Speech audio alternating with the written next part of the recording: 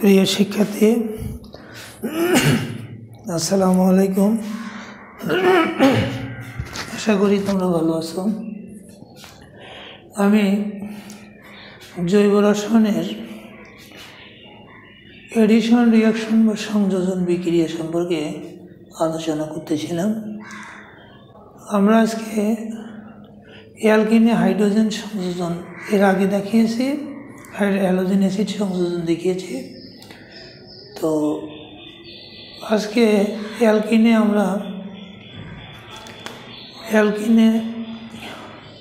Sulphuric acid সংযোজন দেখাবো। অ্যালকিনে sulphuric acid সংযোজন, এইটা হবে 3টে হয়ে গেছে, এইটা হবে 4 নম্বর সালফিউরিক অ্যাসিড সংযোজন। অ্যালকিন সালফিউরিক অ্যাসিডের সাথে যুক্ত হয়ে অ্যালকাইল হাইড্রোজেন সালফেট তৈরি করে। অ্যালকাইল হাইড্রোজেন সালফেট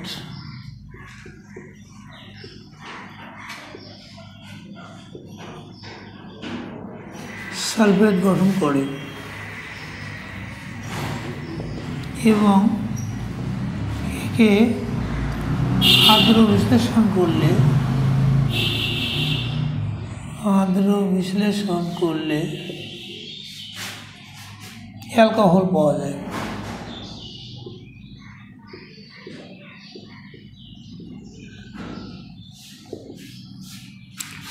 বিক্রিয়াটা আমরা দেখি। বিক্রিয়া অ্যালকিন আর CH double bond CH2, sulphuric acid H2SO4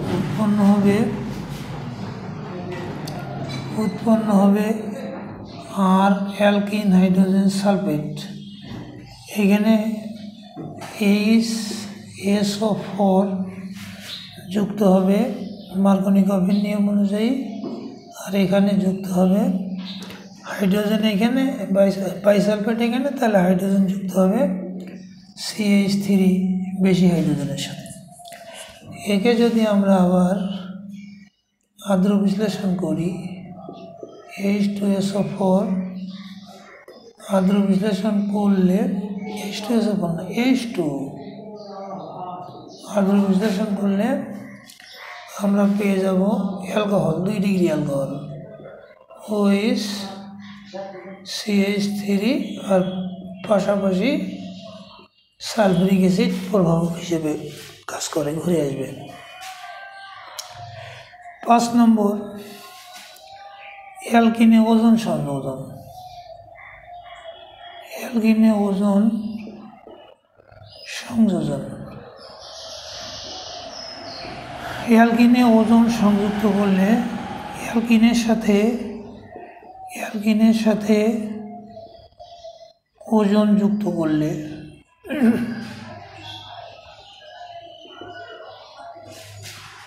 ওজোনাইট পাওয়া যায়।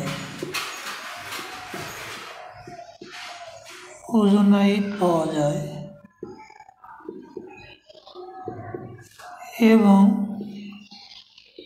এই যৌগকে জিঙ্কের উপস্থিতিতে আর্দ্র বিশ্লেষণ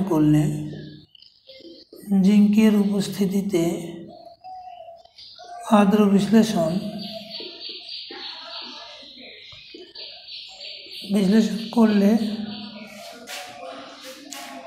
অ্যালকিনের গঠন অনুযায়ী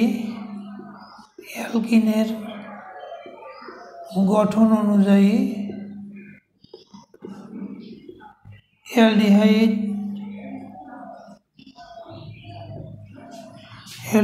বা কিটোন পাওয়া যায়।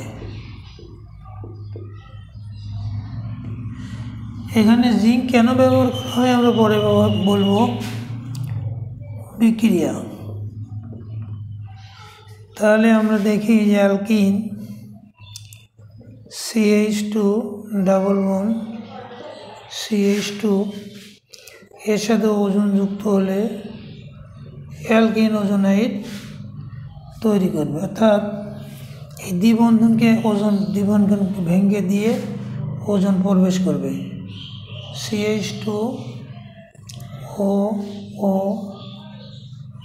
CH2 এখানে আর একটা অক্সিজেন প্রবেশ করবে। এখন এই যৌগকে যদি অ্যাসিডীয় জিঙ্কের উপস্থিতিতে যদি আদর্শ বিশ্লেষণ করি, জিঙ্ক H2O আদর্শ বিশ্লেষণ করি জিঙ্ক ডাশ দিয়ে, তাহলে এই যে এইভাবে যৌগটা এইভাবে ভেঙে যাবে। এইভাবে ভেঙে গেলে এখানে উৎপন্ন হচ্ছে কি HCHO, এখানে উৎপন্ন হচ্ছে HCHO, পাশাপাশি এই জিঙ্কের সাথে অক্সিজেন যুক্ত হয়ে তৈরি হবে জিঙ্ক অক্সাইড। তাহলে এখানে আমরা মিথানল 2 অণু মিথানল পেয়ে গেলাম। এখন অ্যালকিনের গঠনের উপর নির্ভর করে অ্যালডিহাইড না কিটোন তা উৎপন্ন হবে সেটা বোঝা যাবে। এই বিক্রিয়ার সাহায্যে অবশ্য দ্বিবন্ধনের অবস্থান কোথায় হবে নির্ণয় করা যায়। ওজনীকরণের সাহায্যে যে যৌগ পাওয়া যায় এই যৌগ থেকে দ্বিবন্ধনের অবস্থান নির্ণয় করা যায়, সেটা আমরা পরে দেখব কিভাবে নির্ণয় করা যায়।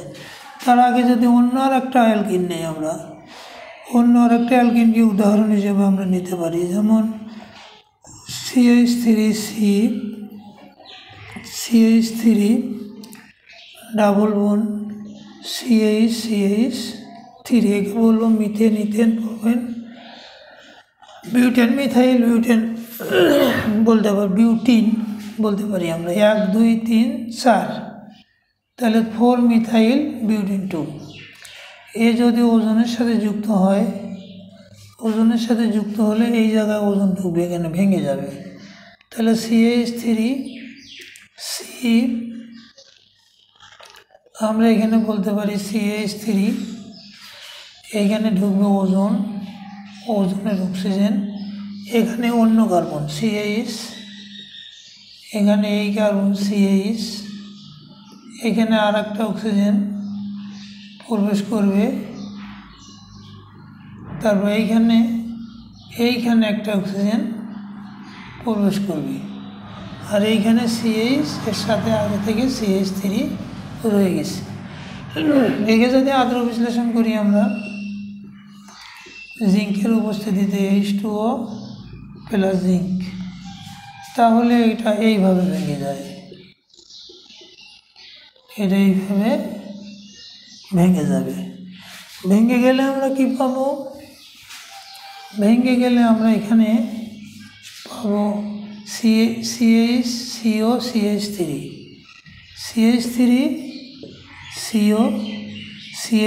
অর্থাৎ কিটোন পেলাম, ডাইমিথাইল কিটোন বা অ্যাসিটোন পেলাম।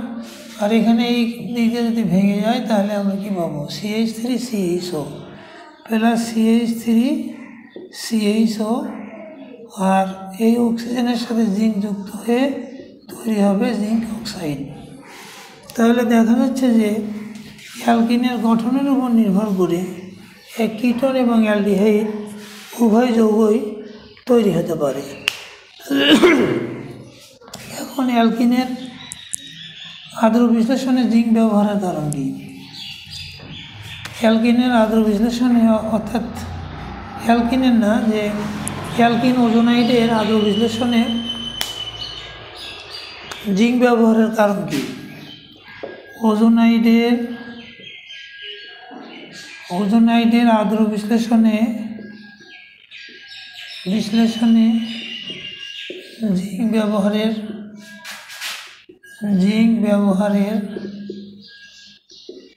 কারণ কি? তাহলে আমরা বলতে পারি যে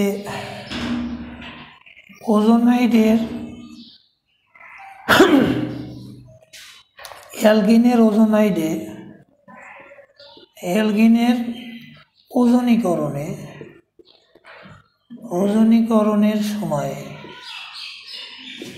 সময় কার্বনিল যৌগের পাশাপাশি উৎপন্ন অ্যালডিহাইড বা কার্বন উৎপন্ন অ্যালডিহাইড ও কিটোনের পাশাপাশি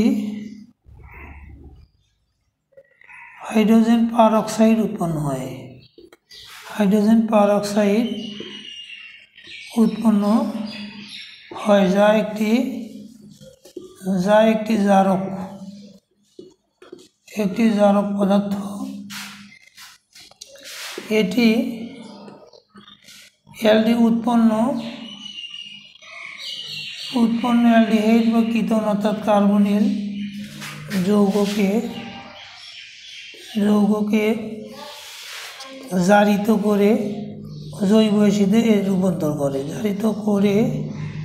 জৈব অ্যাসিডে রূপান্তর করে। কিন্তু জিঙ্ক ব্যবহারে হাইড্রোজেন পারঅক্সাইড ভেঙে গিয়ে পানি ও জিঙ্ক অক্সাইড উৎপন্ন করে ফলে কার্বনিল যৌগ আর জারিত হয় না। কার্বনিল যৌগ দ্যাট ইজ অ্যালডিহাইড বা কিটোন আর জারিত হয় না। এই কারণে জিঙ্ক ব্যবহার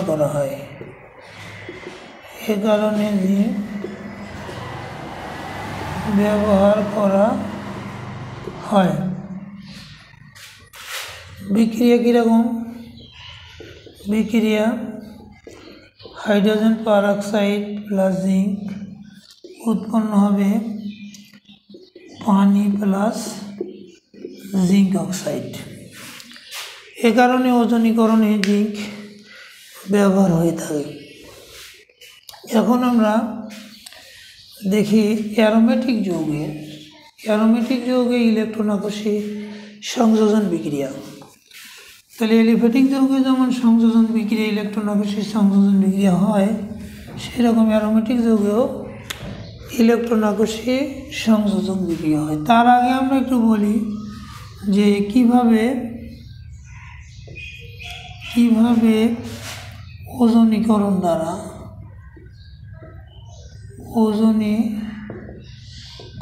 দ্বারা দ্বিবন্ধনের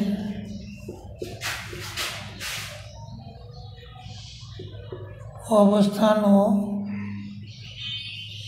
অ্যালকিন নির্বন্ধনের অবস্থান নির্ণয় ও অ্যালকিন শনাক্ত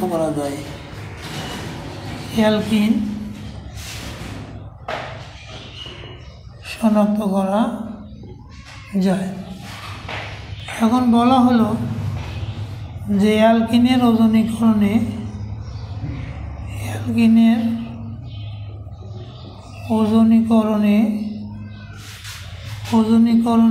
CH3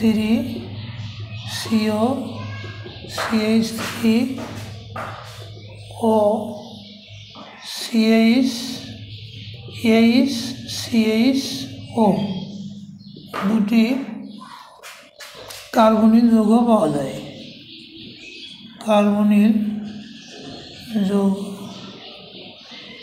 পাওয়া যায়। তাহলে উৎপন্ন যৌগ দুটি হতে অ্যালকিন শনাক্তকরণ।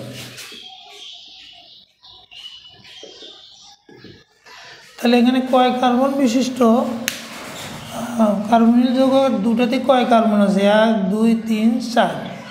তাহলে 4 কার্বন আছে। 4 কার্বন বিশিষ্ট অ্যালকিন কি? 4 কার্বন বিশিষ্ট alkene methane, ethane, propane, butene. তাহলে যেহেতু 4 কার্বন বিশিষ্ট অর্থাৎ 3 কার্বন আর 1 কার্বন মোট 4 কার্বন বিশিষ্ট দুটো যৌগ উৎপন্ন হয়, কাজেই এই দুটো যৌগ অবশ্যই অ্যালকিন থেকে এসেছে এবং 4 কার্বন বিশিষ্ট অ্যালকিনের নাম হলো butene. Methane, ethane, propane, butane থেকে বিউটিন, 4 কার্বন বিশিষ্ট অ্যালকিন হলো বিউটিন। তো যেহেতু দুটি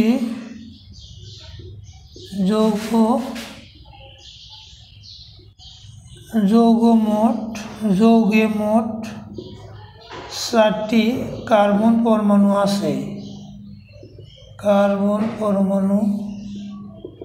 আছে, তাই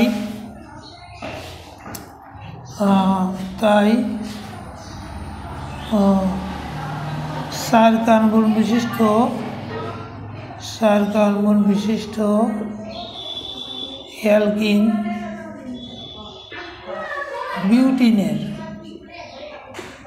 বিউটিনের ওজনীকরণে উপরোক্ত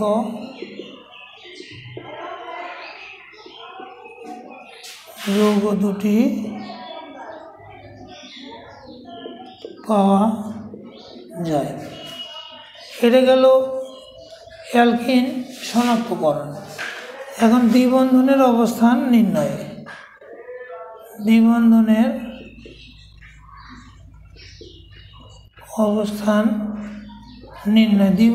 অবস্থান নির্ণয়ের ক্ষেত্রে যে অ্যালকিনগুলো যে কার্বনিল যৌগ দুটো তৈরি হয়, সেই যৌগ দুটো অক্সিজেনকে সামনে রেখে যৌগ দুটোকে আগে লিখতে হবে। তাহলে আমরা কি বলতে পারি C≡O। তাহলে এর সাথে আছে একটা মিথাইল মূলক, এর সাথে আছে আর একটা মিথাইল মূলক। তাহলে আমরা এটাকে এইভাবে লিখতে পারি, আর এই যৌগটাকে লিখতে পারি C≡O। তার সাথে এইখানে একটা আছে হাইড্রোজেন, এইখানে একটা আছে হাইড্রোজেন। এখন আমরা কি করব, যে এই দুটো অক্সিজেনকে আমরা বাদ দিয়ে জিঙ্ক অক্সাইড হিসেবে চলে যাবে, বাদ দিয়ে এই দ্বিবন্ধন দুটো একখানে করলেই আমরা প্রাপ্ত অ্যালকিন, মানে কোন অ্যালকিন ব্যবহার হয়েছিল এই যৌগ তৈরিতে সেটা পেয়ে যাব। তাহলে এটাকে আমরা লিখতে পারি CH3CH3CH, অর্থাৎ আমরা বলতে পারি যে মিথেন, ইথেন, প্রোপেন, বিউটিন থেকে আমরা যৌগটা আমরা ওজনীকরণ করেছিলাম। তাহলে এটাকে আমরা কি লিখতে পারি CH3, তারপর আমরা ডাবল বন্ড CH2। তাহলে এটাকে আমরা লিখতে পারি যে 1 2 3। তার মানে এটা 2 methyl butene 1, methane, ethane, propene 1, 2 methyl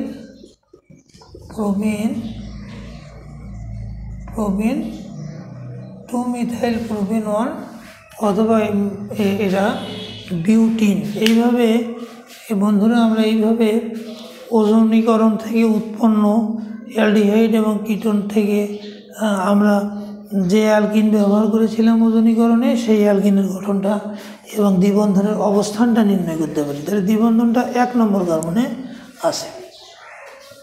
তো এরপরে আমরা অ্যারোমেটিক যৌগের সংযোজন বিক্রিয়াটা পরে আজকে, তাহলে আমাদের সংযোজন বিক্রিয়াটা হয়ে যায়, পরের দিন অন্য পড়া যাবে। তাহলে আমরা বলতে পারি অ্যারোমেটিক যৌগের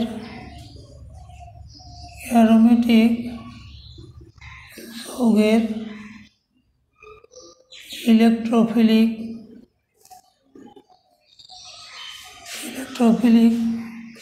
সংযোজন বিক্রিয়া। 1 নম্বর হাইড্রোজেন সংযোজন। তাহলে বেনজিনের সাথে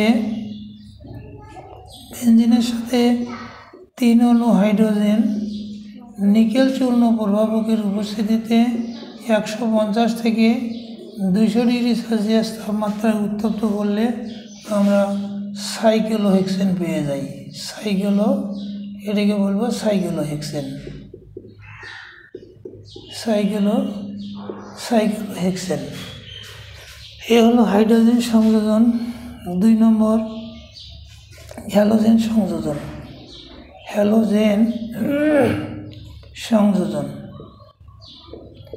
হ্যালোজেন সংযোজনটা যে বেনজিনের সাথে উজ্জ্বল সূর্যালোকে অথবা ইউভি রশ্মির উপস্থিতিতে ক্লোরিন যুক্ত হয়ে এই বেনজিন হেক্সাক্লোরাইড বা হেক্সাক্লোরোবেনজিন অথবা গ্যামাক্সেন উৎপন্ন করে। এই গ্যামাক্সেন হলো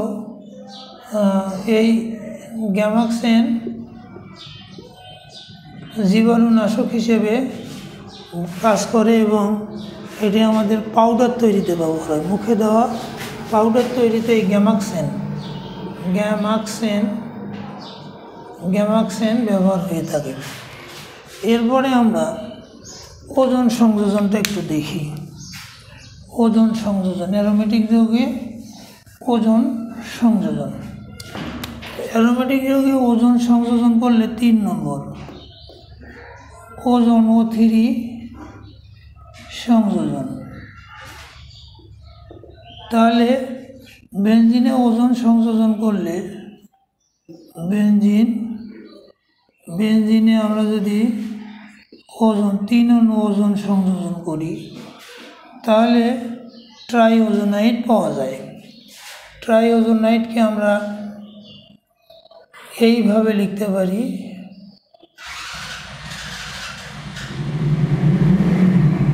ট্রাইওজোনাইড পাওয়া যায়। এইখানে একটা অক্সিজেন ঢুকবে, যেখানে যেখানে দ্বিবন্ধন ছিল এইখানে একটা অক্সিজেন ঢুকবে, দ্বিবন্ধন ভেঙে অক্সিজেন ঢুকবে, আর এইখানে একটা অক্সিজেন ঢুকবে। তাহলে এই কর্নারগুলোতে ছিল CH, এখানে ছিল CH, প্রত্যেকটা কর্নারে CH আছে। বেনজিনের প্রত্যেকটা কর্নারে CH আছে, এখানেও CH। এখন এই কার্বনের সাথে আর এই কার্বনের সাথে আবার এইখানে 2টো অক্সিজেন ঢুকে পড়বে। আচ্ছা, এখানেও তাই, এই কার্বনের সাথে 2টো অক্সিজেন ঢুকে পড়বে। এখানেও তাই, এই কার্বনের সাথে 2টো অক্সিজেন ঢুকে পড়বে। এটা বেনজিন ট্রাইওজোনাইড।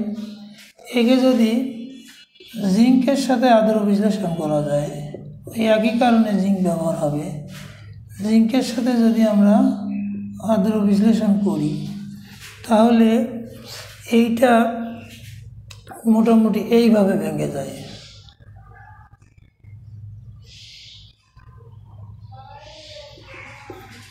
এইভাবে ভেঙে যাবে, এটা এইভাবে ভেঙে যাবে।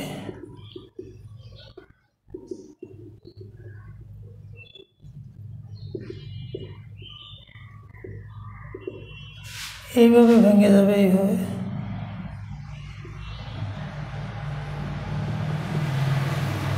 ভেঙে যাবে। এইভাবে যদি ভেঙে যায় তাহলে আমরা গ্লাইঅক্সাল পাবো। আদ্র বিশ্লেষণের ফলে গ্লাইঅক্সাল পাবো। গ্লাইঅক্সালকে CHO single bond CHO single bond CHO। এখানে কয় অণু? এখানেও 1 অণু পাবো, CHO single bond CHO plus CHO। এখানে 1 অণু CHO single bond CHO single bond CHO। অর্থাৎ এইটা আমরা 3 অণু গ্লাইঅক্সাল পেয়ে যাব। এটাকে আমরা বলতে পারি যে এটা 3 অণু গ্লাইঅক্সাল পেয়ে যাব। এটার নাম গ্লাইঅক্সাল। হোক স্যার। তাহলে বন্ধুরা আমরা আমরা এডিশন রিয়াকশন শেষ করলাম আজকে এ পর্যন্তই। পরবর্তীতে আমরা অন্য বিক্রিয়া নিয়ে আলোচনা করব। সে জগৎ ভালো থেকো। আসসালামু আলাইকুম।